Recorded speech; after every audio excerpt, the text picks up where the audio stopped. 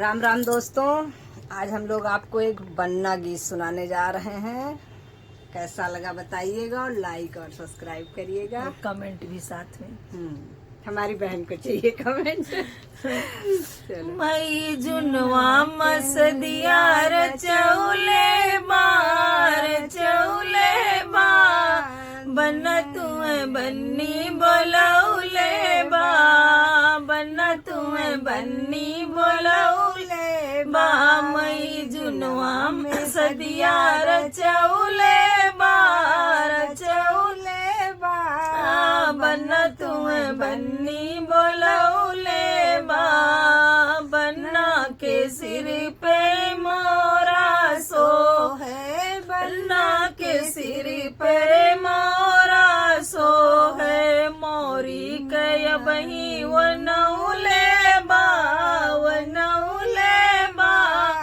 बन तुम्हें बन्नी बोलौले बा मोरी कय बही वनौले बा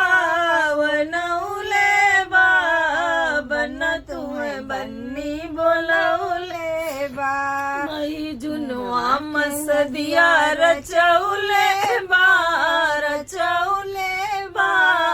बन तुम्हें बन्नी बोलौले बा बन्ना के अंग में जामा सो है बन्ना के अंग में जामा सो है पेटुका कया बही वनौले बा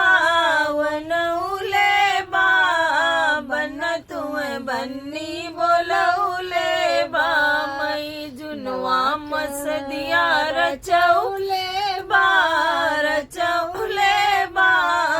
बन तुम्हें बन्नी बोलौले बा बन्ना के पाँव में जूता सो है बन्ना के पाँव में जूता सो है मोजा के बही वनौले बा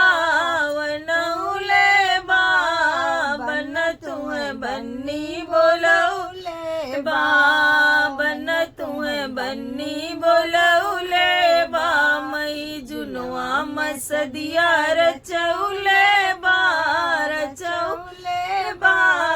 बन तुम्हें बन्नी बोलौले बा बन तुम्हें बन्नी बोलौले बा।